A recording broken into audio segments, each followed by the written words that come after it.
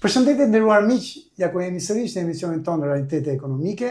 Kemi nderin të jemi të mikpritur në mjediset e punës të ATHRS, të zotit Besnik Vati, antari bordit drejtues të shoqatës së operatorëve turistik të Shqipërisë. Zoti Vati, faleminderit që na mikpritët. Faleminderit që ardhët. Duam të flasim për turizmin në gjysmën e parë të këtij viti që sapo mbaroi dhe për mundësitë e turizmit tonë që ofrohen nga rajoni aziatik.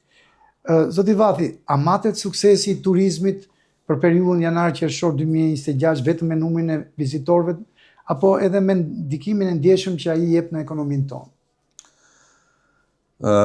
Tani është momenti që ndoshta dëgjojmë edhe shumë diskutime të ndryshme mbi rëndësinë e industrisë së turizmit në ekonominë e një vendi, jo i rëndësishëm, jo i parëndësishëm. Për mendimin tim, si pjesë e kësaj industrie, zhvillimi i industrisë së turizmit është mjaft i rëndësishëm në ekonominë e vendit. Nuk është se vendet e varfra e zhvillojnë turizmin, po vendi për shembull me turizëm më të zhvilluar dhe me numrin më të madh të turistëve në botë është Franca. Nuk besoj se Franca përfaqëson një vend të varfër. Apo vende të tjera me turizëm të zhvilluar, mund të përmendësh Italinë. A ka vende të varfra që e zhvillojnë turizmin natyrshëm që ka, dhe është një ndër mundësitë që ata gjejnë për të futur në zhvillimin e ekonomisë së tyre. Shqipëria nuk bën pjesë tashmë të vendet e varfra. Zhvillimi i turizmit në Shqipëri nuk ka ardhur si përpjekje për të mbështetur në industrinë e turizmit, por është zhvilluar nga viti në vit krahas zhvillimit të ekonomisë së vendit.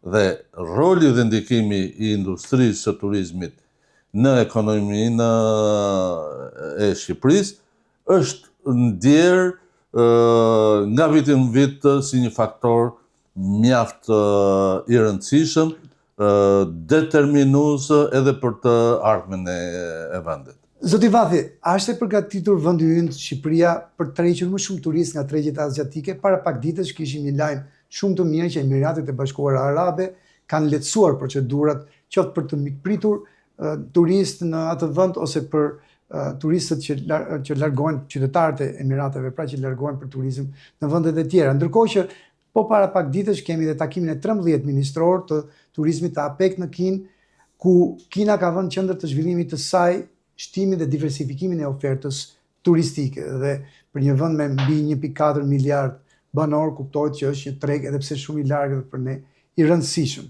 Në gjykimin tuaj, këto zhvillime mund të na bëjnë që të presim më shumë vizitor, turist nga tregjet aziatike?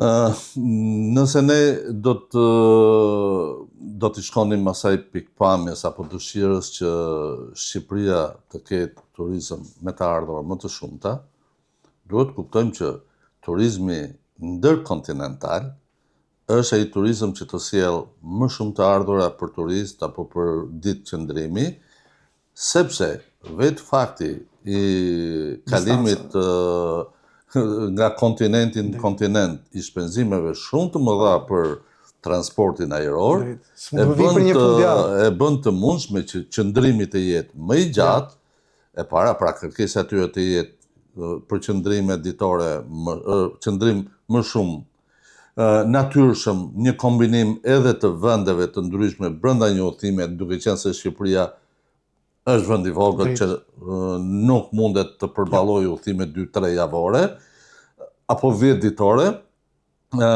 por ka një por tepër të rëndësishëm.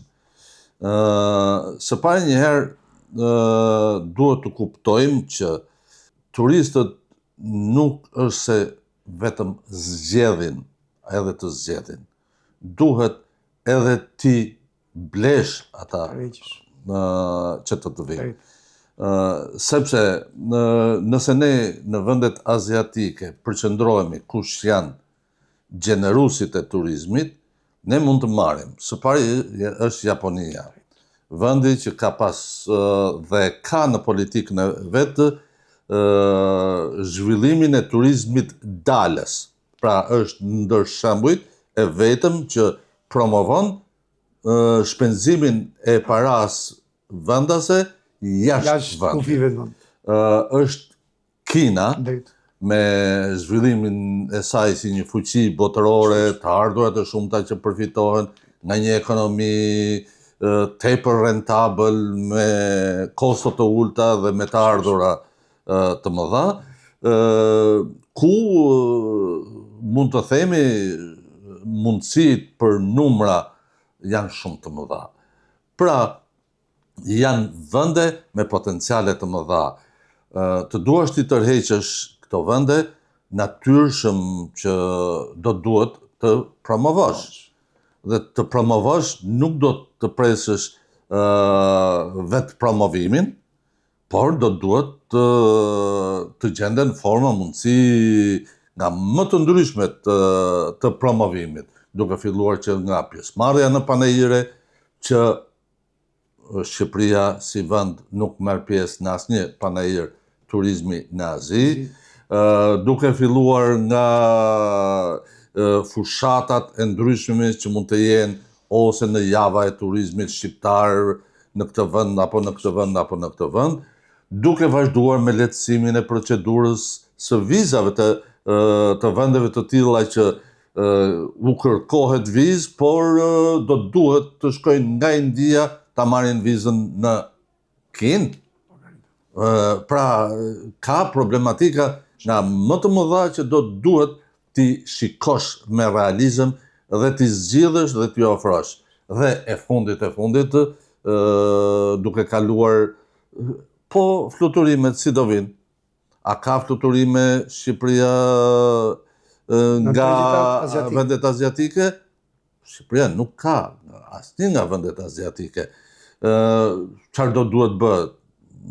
Duhet se s'bën që edhe aeroporti i Tiranës si aeroporti ndoshta më i madh në Ballkan, një ndër më të mëdhenj se kemi dhe Athinën pranë, aeroporti të shërbej dhe të ketë edhe lidhje ndërkontinentale, fluturime direkte, pse jo, me Pekinin, me Shangajin, me Tokion, me Delhin, me qytetet e tjera që gjenerojnë lëvizje të mëdha. Do doja që këto politika të ishin shumë të forta për tërheqjen e turizmit aziatik, duke pasur parasysh për që të ardhurat e mëdha që të sjellin edhe me numra të vegjël. Jo më duke pasur parasysh që turizmi aziatik është në numra të mëdha. A duhet të diversifikohet, ndryshohet në shumëllëshmëri oferta jonë turistike, zoti Vati, apo mirë është kështu si është sot, në gjykimin tuaj? Diversifikimi i turizmit është një proces që nuk mund të thuash kurrë që është i mjaftueshëm. E them këtë pasi Shqipëria sot dominohet nga turizmi i plazhit. Turizmi i plazhit është turizëm mjaft i rëndësishëm, sjell shumë të ardhura, por është mjaft sezonal. Dhe sezonaliteti i tij krijon problematika në fuqinë punëtore, në të ardhurat që shpërndahen vetëm në një periudhë të vitit. Pra, do duhej që të diversifikohej më shumë, duke pasur parasysh edhe shpërndarjen gjithëvjetore, angazhimin e fuqisë punëtore gjatë gjithë vitit, edhe këtu ka vend për politika më të mëdha, më nxitse që të zgjerohet. Ka vend për shembull për turizmin e eventeve. Ne themi turizëm eventesh, por a ka Shqipëria struktura për evente? Nuk besoj se i kemi të mjaftueshme. Ne një pallat kongresësh që e kemi tani, shpresojmë të jetë një projekt që të përfshi të zgjerohet, të ketë mundësi për konventa, konferenca, shumë i përshtatshëm. Do të duhej të ishte një park i madh Expo afër dhe sa më afër Tiranës që t'i shërbente ekspozitave, ashtu siç aeroporti i Tiranës është bërë aeroporti i Ballkanit Perëndimor, ashtu mund të bëhet edhe një park Expo, parku i Ballkanit Perëndimor, ku mund të mblidhte lëvizje për Expo gjatë gjithë vitit. Kjo do të bënte pastaj më të shfrytëzueshme turizmin, diversifikimin gjatë gjithë vitit turizmit shqiptar. Pyetja e parafundit për bisedën tonë sot, zoti Vati, a mund të përfitojë Vend Ynë nga transformimi digital i turizmit sot?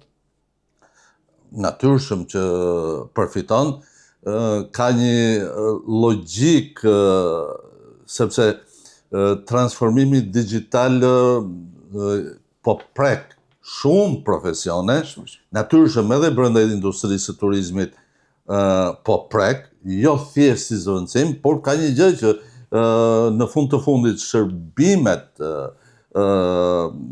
hoteliere, shërbimi në restorante, shërbimet e transportit, sado të tërheqin digitalizim, përsëri puna e gjallë është e domosdoshme dhe rritja e cilësisë së shërbimeve mund të vi duke digitalizuar sa më shumë, po jo duke e zëvendësuar punën e gjallë.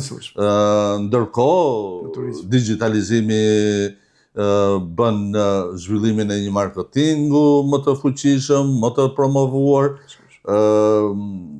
Edhe këtu rinia shqiptare, popullsia e Shqipërisë është mjaft e lidhur edhe me teknologjinë dhe nuk ka dyshime që ne mund të mos jemi në pararoj, por pa dyshim që jemi në vendet që ecin përpara në zhvillimin e digitalizimit. Pyetja e fundit, i lutem një prognozë tuaj për vijshmërinë e turizmit ton, pasi në një farë mënyrë mund të bëhet dhe një bilanci gjysmës së parë të këtij viti, si do të na ecë ai në gjysmën e dytë? Do të ketë po ato karakteristika se gjysma e parë, do të ketë pak a shumë atë ritëm aktiviteti si viti i kaluar, në gjykimin tuaj? Unë shpresoj dhe besoj që do ketë në të njëjtën ecuri, pasi Shqipëria nuk është se për momentin ka pasur probleme të mëdha që mund të ndërpresin ose mund të ndryshojnë ato faktorë që kanë ndikuar në zhvillimin dhe ecjen përpara të turizmit. Përsa kohë faktorët që kanë zhvilluar vazhdojnë të mbeten, unë besoj dhe shpresoj që ecuria e turizmit do jetë e vazhdueshme. Zoti Vati, ju faleminderit për këtë bisedë. Ju falenderoj dhe unë. Të nderuar miq, ju faleminderit që na ndoqët dhe mirupafshim takimet e ardhshme.